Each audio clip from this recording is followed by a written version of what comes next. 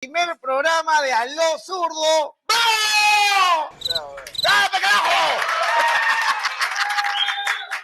Bienvenidos. Tenemos de invitado a un amigo personal y aparte a un colega de la historia, el gran Capitán Perú, hermano. ¿Cómo estás? Ok, hermano, hoy tenemos un programón. El Perú, a pesar de todo, está ardiendo. Hay que reconocer. Sí, claro. ¿No? Hay influencia boliviana en el sur del Perú muy grande. Y hay que hablar un poco de eso. Yo tengo una posición muy radical con respecto a Bolivia y quisiera escuchar la tuya. Tú eres un experto en historia prehispánica. Prehispánica, ¿no? claro. Entonces, cuéntame, ¿tenemos relación histórica con Bolivia? La relación, obviamente, antes que fuera Bolivia, ¿no? Y los inicios de esta integración se darían en la relación entre los imperios Huari y Tiahuanaco, ¿no? ¿Ya? Que fueron contemporáneos. Y si bien fueron distintos, mantuvieron buenas relaciones, ¿no? No hay registro de conflicto, ¿no? E incluso algunos autores hablan de Huari y Tiahuanaco con guión, ¿no? Como una misma. Como dos entes que trabajaron juntos, Que por se llevaban decirlo bien. así, que se llevaban bien, ¿no? Y obviamente esto termina con la caída de tanto de Huari como de Tiahuanaco. ¿Ya? Se dice que la caída de Tiahuanaco es la que propicia el éxodo de Manco Cápac, porque recordemos que ya incluso genéticamente verificado, las panacas incaicas tuvieron una migración desde el altiplano, ¿no?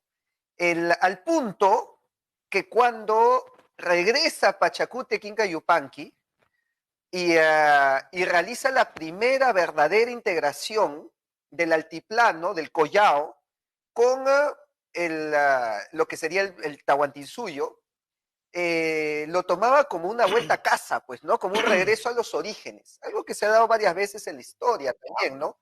Sabemos que sucedió algo muy parecido con Julio César cuando visita, pues, los restos de Troya, ¿no? ¿Ya? Entonces, considera, pues, que por la Eneida, considera que de ahí venían sus antepasados. Entonces, es como un volver a mis orígenes. Disculpa que te corte, pero el punto es el siguiente. Los bolivianos dicen ser los padres de los incas.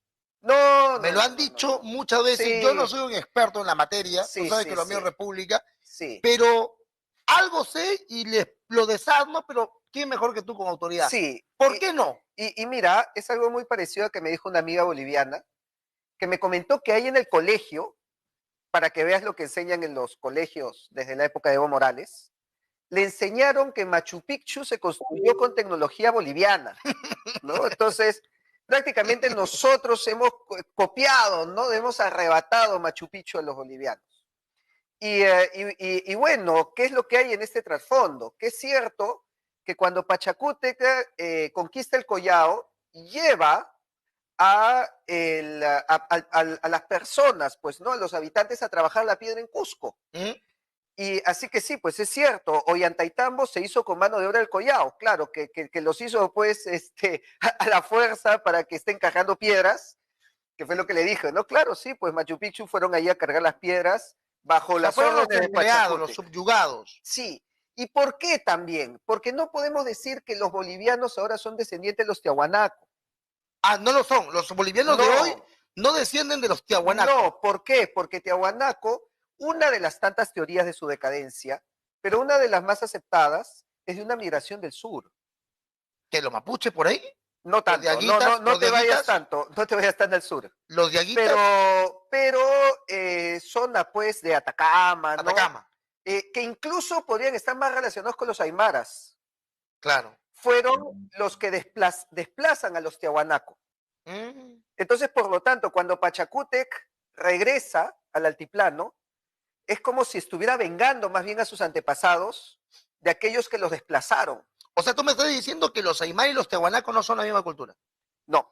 No lo son. No. Que si bien pudo existir pues relaciones, pero no podemos decir que los tiahuanacos fueron aymaras. Ahora, los tiahuanacos, una vez un boliviano me escribió, me dijo, nosotros los tiahuanacos, los bolivianos, porque así se consideran hoy, somos la madre de las civilizaciones de América. Y yo dije, ¿caral? No, los bolivianos, digamos, más alucinados, No todos, ¿eh? No todos, no todos, no no todos. todos obviamente, pero incluso consideran que Tiahuanaco era la Atlántida. Y si Ya. tú te vas a un pueblo en Bolivia que se llama Huari, ¿no? Hay un cartel que dice, bienvenido a la capital de la Atlántida. Porque para ellos, pues, esa era la Atlántida, ¿no? Ya. O sea, preexiste, ¿no? Predata a Caral, a incluso, pues, el Homo sapiens, porque ahí se desarrolló una cultura muy superior de 10.000 años atrás. Entonces, claro, si tú hablas de Caral, que ha sido datado, pues, de hace 4.500 años, obviamente él te va a decir, no, pero acá existió una cultura de 10.000 años que está perdida.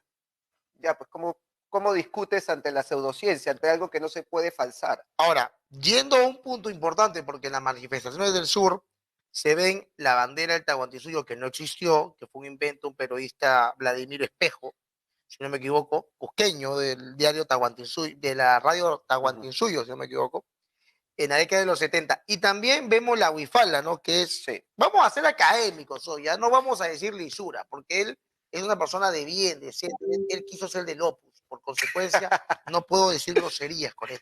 Pero sí voy a decir que la Huifala es un invento marxista, eh, indigenista, Ni siquiera indigenista. es de los 40, de la década de los 40, siglo XX, más o menos. O corrígeme. 79 más o ¿Ya? menos, ¿ah? ¿Ya? A ver, la de los 40 es la de Radio Tahuantinsuyo. No, la del Radio Tahuantinsuyo es de los 70, tengo entendido. Pero bueno, tú me corregirás. A ver. Carlista dice, saludo de Trujillo, profe. Evo, vete a la concha de tu madre.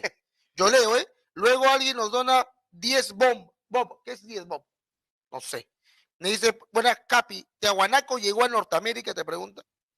Eso es una teoría que he escuchado en donde hay algunas leyendas del origen de los incas que hablaban del Gran Lago del Norte. Pero tú te pones a buscar un lago al norte del Titicaca Ya, y no encuentras en el mapa, pues. ya, Por lo menos uno más grande que el Titicaca, ya. no lo encuentras hasta Quebec, Hasta Quebec. ¿no? Entonces dicen, el Gran Lago del Norte debió estar al norte de Washington, ¿no? Por Canadá, por la costa del Pacífico, ¿no? De Norteamérica. Entonces, vamos a la pregunta de cañón, que la gente, ojo que a las 9 de la noche empieza el Los Zurdo, vamos a abrir las llamadas telefónicas para poder comunicarnos con todos los zurdos que son unineuronales, tienen una sola neurona. Pero que son fieles A al estas estructuras, programa, sí, ¿no? sí, Son sí. fans. Yo veo siempre nos No, no, comentan. sí. A ti te Claro. sigue mucho zurdo. Uf, son los que más mueven mi página. ¿Verdad? Gracias por viralizarnos. Sí, Por sí, ustedes sí, nos sí. hacemos muy conocidos. Hay gente que nos sigue en distintas partes del mundo. Gracias a ustedes, zurditos. Son útiles para mi causa, al menos. No para la suya, porque nunca tendrán su asamblea constituyente pedorra. Pero dime, la Huifala, vamos a empezar con esta cosa. Empezamos con la Huifala. ¿Existió una bandera tiahuanaca? No sé si el término está correcto, el gentilicio tiahuanaca. Obviamente, ni los tiahuanacos ni los incas tenían un concepto de bandera, que es un concepto totalmente europeo. Por eso a mí me sorprende cuando dicen descolonízate, ¿no? Deja el eurocentrismo y después sacan una bandera y decían, no, los incas tenían bandera. Oye, eso es eurocentrismo. Estás extrapolando conceptos europeos a los Andes. Las crónicas dicen que tenían estandartes. La Unancha. La Unancha, ¿no? Tenían estandartes. Por ahí hay imágenes, creo, Yarina, de la Unancha, por ahí puedes ponerla, por favor. Sí, habían estandartes para identificar a las panacas, ¿no? Para identificar incluso en batalla cada uno de los ejércitos, de los regimientos, por así decirlo, que pertenecían a cada panaca y ordenarse también en batalla, ¿no? O se dice, pues, que a los funerales de Atahualpa, pues, también llevaron estandartes. Así que sí existían estandartes, pero no los podemos considerar lo que es una bandera que representa un concepto de Estado, que incluso es mucho más moderno, ¿no? Que ni siquiera se manejaba en esa época. ¿Tupac Amaru lo son su rebelión? ¿La Unancha? Tupac Amaru utilizó una Unancha, al igual que Tupac Katari, precisamente, ¿no? Ahí tenemos. Esta imagen, yo sí, a diferencia de los libertarios, yo sí doy derechos de autor. Ya, yo no. Y ya, Gracias por sacarlo. Ahí está, nuevamente. ¡Wilson! ¡Lo siento! hay que agradecerle a los amigos de Movimiento Imperial, una página muy interesante. Ya, ya. Sí, Movimiento Imperial me ha citado varias veces también. Un saludo Sí, para ellos. sí, grandes, grandes muchachos. A ver. Y que hizo esta imagen, ¿no? Con el estandarte de Tupac Amaru y de Tupac Katari, que también muchos pues relacionan el Sí, movimiento, Katari. pero no necesariamente estuvieron congeniados, ¿no? Y vemos que utilizaron la unancha, porque la unancha estaba más relacionada a los estandartes incaicos, y eso lo vemos en un cuadro del Museo Larco, que también deben tener la foto por ahí, una foto pésimamente tomada, porque la tomé yo, pero que aparece esas dos serpientes sosteniendo un arco iris, pero está junto a un sol con un cetro, ¿no? Entonces, y ese era el escudo, el blasón que utilizaba la panaca de Manco Cápac. Si recuerdo bien, la chima panaca. Ponla, pero estamos viéndolo bien. Sí, ponlo, o si no, pon la otra que también que te dije, ¿no? El cuadro que Mientras leemos un superchat de 11 soles de Néstor. Saludo de Trujillo, hermano. Qué alegría saber que existe un partido libertario. Bueno, no es libertario el nuestro, es liberal, pero igual gracias. En mi país, similar a lo de Javier Milei. Sí, muy parecido a lo de Milei. Muy parecido. A quien soy muy seguidor. Éxito. Gracias, Néstor. Fuerte abrazo. Coincidimos 95% en todo lo que dice Milei. Gracias por tu comentario. Bueno, esa foto tú la tomaste. Mira, tú te vas al museo, sí, yo la tomé, aunque creo que la mía estaba más borrosa, pero bueno, es posible que la hayan mejorado o hayan tomado otra mejor. Ese cuadro tú le ves en el Museo Larco. Ya. Te vas al Museo Larco y vas a encontrar un cuadro en donde aparece el blasón de la panaca de Manco Cápac, que utilizaron, no que utilizaron en la época del Tahuantinsuyo, obviamente, porque no tenían blasones ni escudos. Claro. Que utilizaron durante el virreinato, donde se les reconoció este escudo por parte de la corona española. Obviamente el escudo lo hicieron en base a su tradición. Y tú ves el mismo símbolo que aparece en la unancha, ¿no? El que está a la derecha, que son dos amarus, que de su boca sale un arco iris, ellos sostienen el arco iris, y debajo del arco iris está la mascaipacha, que era la corona, la borla del Inca, ¿no? Y en el lado izquierdo aparece un sol con un cetro representando pues el Inti y el cetro de Manco Cápac y el poder del Inca. A ver, dos cosas. Primero, leer el comentario. Luis Daniel Quispe Mamani, gracias por tus 6 soles. Debemos crear la Unión Protectora de Sociedades Hispánicas. Ya, es un comentario respetable, no sé qué opinas tú. Sí, claro, por supuesto, okay. Por supuesto. Yo soy hispano, no soy hispanista. Yo soy hispano, más no hispanista. No se olviden que en breve vamos a poner los videos de lo que está pasando. Hay violencia en Juliaca, ha estado bravísimo. bien picante, y tenemos videos sin censura, ¿eh? O sea, pero tenemos videos que no pasan en las redes sociales y que la izquierda quiere que no veas. La izquierda no quiere que veas estos videos de violencia y cómo estos supuestos manifestantes, que para mí son terroristas, están generando caos, violencia, están atacando a su propia gente, ¿no? A su propia gente, a su propio pueblo del que tanto supuestamente defienden. Bueno, continuamos con la explicación. Continuamos. Tupac Amaru entonces toma el símbolo de los Amarus sosteniendo el arco iris para enarbolar también un estandarte de un color de fondo carmesí. Porque estaba más identificado con los incas. Recordemos que Tupac Amaru reclamaba el título de rey del Perú. Tupac Amaru II. Y no rechazaba al rey de España ni a la iglesia, ni a la iglesia, ni mucho menos a la iglesia. Tal como se observa en una carta que le escribe al obispo de Cusco, en donde dice, ¿no? Yo busco defender la santa ley de la Iglesia Católica y de su majestad, el rey de España, pero que se corrijan los errores que están cometiendo la administración, y de ahí el famoso lema, viva el rey abajo el mal gobierno. Sí. ¿Correcto? Sí. Entonces, pero utilizó el símbolo de Lunancha, no utilizó la huifala nunca, Tupac Amaru. Y tampoco quiso una república. Y tampoco quiso una república, ¿no? Entonces, ahí nosotros vemos que la identidad cusqueña históricamente está más relacionada a la Lunancha que a la huifala. La pregunta es entonces, ¿de dónde viene la huifala? ¿Hay un cuadro español? Corrígeme si me equivoco. Hay un cuadro y hay un quero. Ya. ¿No? El cuadro está en el Museo de las Américas, en Madrid, en donde dentro del cuadro se ve a una persona, pues, enarbolando. ¿Cómo se llama el cuadro? El- Ya, un quero, es un quero de la... Eh, Búscalo, Yanina, por favor. No, el cuadro está en el Museo de Madrid. El quero, ahí he enviado la foto, Ya, porque ahí el lo quero vamos a lo ver. tenemos acá. El Ya. quero lo puedes ir a buscar en el Mali, en el Ya. Museo de Arte de Lima, ¿no? Este. Ese es el quero. ¿Ese en qué año fue elaborado? Este es el virreinato. Ah, no era... No era un quero inca, Ya, y mucho ya. menos tiahuanaco. Ese es un quero que data aproximadamente del siglo XVIII. Ya. Entonces, claro, ahí es donde vemos la primera representación de una huifala como bandera, Ajedrezada. ajedrezada, pero que ya se hizo durante el virreinato, en donde ya se conocía pues lo que era una bandera,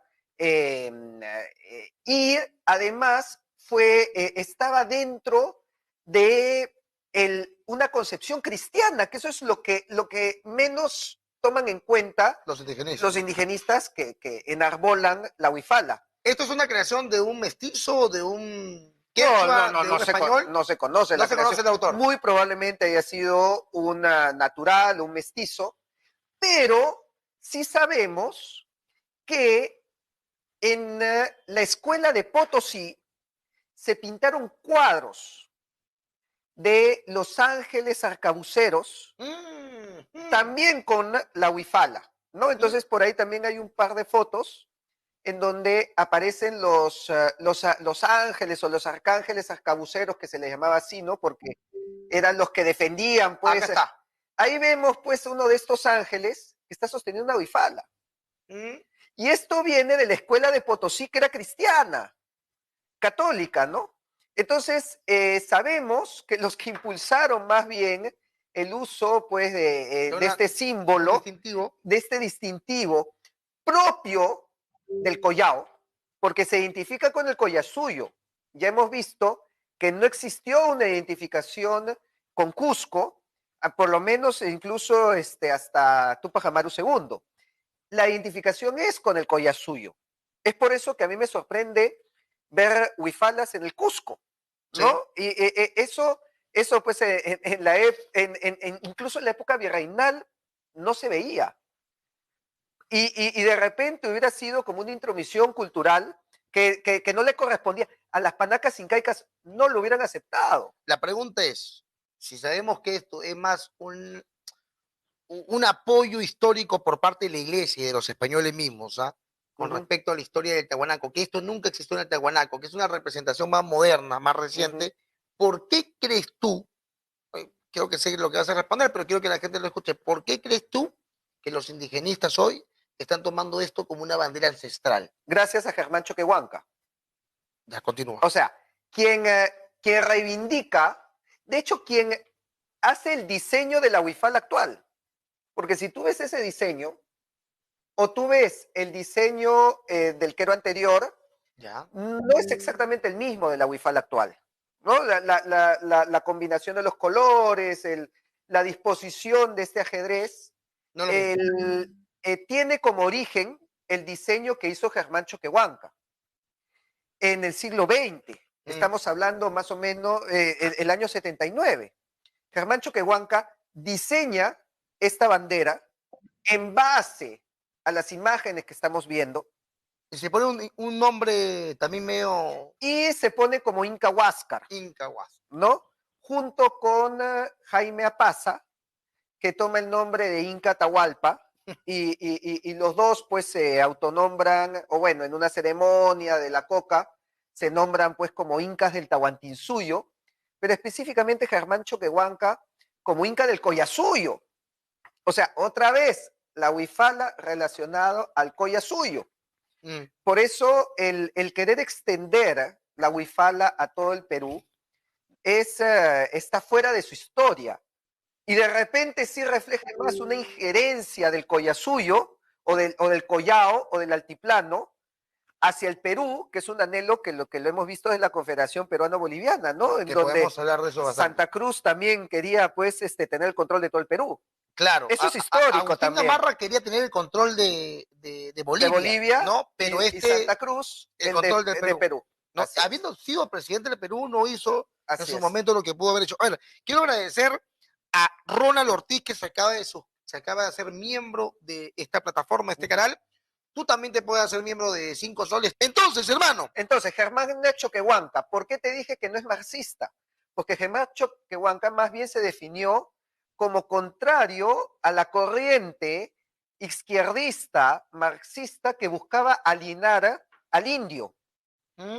Y ojo, antes de que me salten al cuello a decirme que no debo decir la palabra indio, que es despectiva, Germán Choquehuanca no era indigenista, Indianista. era indianista. Indianista. No, y acá vamos a explicar cuál es la diferencia entre el indianista y el indigenista. Que mientras que el indigenista considera que no se debe utilizar el término indio porque lo considera despectivo y colonial, el indianista rescata el término indio como correcto. A pesar de que es impuesto. A pesar de que es impuesto, ¿por qué? Porque el término indio tiene una... es un ente jurídico. ¿Mm? O sea, el indio está reconocido por la ley. por las leyes de Indias. Interesante. Y lo que dicen los indianistas es, el querer borrar la palabra indio es querer borrar al indio de la ley. Okay. De la ley histórica, de las leyes de India, de su reconocimiento jurídico. Porque el indio tiene reconocimiento jurídico desde hace 500 años. Cosa que si borras el nombre, le borras el reconocimiento de la ley. Y es por eso que cuando yo hable de Germán Choquehuanca, voy a hablar de indio, sin ningún tipo de ánimo despectivo, sino reivindicando lo que él mismo reivindicaba, que es el término correcto si queremos que el indio reciba un reconocimiento jurídico histórico. A finales de los 90, hubo un tipo que volvió a utilizar la huifala de manera política, y creo que fue con el partido luego de Evo, no recuerdo el nombre ahorita. Este tipo, dime si me equivoco, si bien es cierto lo que tú dices, que no es marxista, a raíz de la caída del muro de Berlín, a raíz de la caída de la Unión Soviética y la disolución de la misma, a inicios de los 90, estos grupos neomarxistas o marxistas culturales, llamémoslo como quieran, abrazaron a estos grupos indigenistas o indianistas. Indigenistas, no indianistas. Ok, indigenistas los trajeron cuando los habían atropellado en el pasado. Así es. Porque los necesitaban ahora igual que a las feministas, homosexuales, porque utilizaron el discurso de la lucha de clases, de la lucha de opuestos, pero ya no entre el proletario y el burgués. Y también Gramsci tiene mucho que ver ahí, ¿no? Así es, entre el indígena y el colonizador, ¿correcto? Entonces, se extrapoló esta lucha hegeliana, esta lucha de opuestos. Terminamos con el tema de la bandera del Tahuantinsuyo, de la cual María Rostellós Sí, y para también culminar el tema de Choquehuanca. ¿Y por qué digo que no era ni marxista ni izquierdista? Porque él condena que durante las reformas de Velasco se buscaba transformar al indio en campesino. Y eso era desnaturalizarlo, porque todas las reformas de Velasco giran en torno al campesino, ¿no? O sea, la reivindicación no era el indio. No. Era la reivindicación del campesino. Ni siquiera el obrero tampoco. Y ni siquiera del obrero, porque no teníamos una industria tan desarrollada como para eso. Era la reivindicación del campesino, y esto se opone Choquehuanca y dice, esto es desnaturalizarlo, porque no somos campesinos, somos indios. Y es por eso que está en contra de todo este movimiento de la izquierda marxista e incluso velasquista, aunque Velasco y los marxistas también tuvieron sus encontronazos ahí. Bueno, tuvieron el apoyo primero de él. Tuvieron el apoyo, después, pero se opuso a todo esto, ¿por qué? Porque Velasco se enfocaba en el campesino, ¿no? Los marxistas se enfocan en el obrero. Él decía, no, eso es desnaturalizar al indio. Entonces, ahí nos damos cuenta que la huifala, en su origen, buscaba reivindicar a los collas de la meseta del Collao y que no tuvo ningún origen ni marxista ni izquierdista, sino todo lo contrario. Decía que esas teorías, ideologías importadas alienaban al indio que se le buscaba desnaturalizar incluso despojándolo de su reconocimiento jurídico en las leyes de Indias.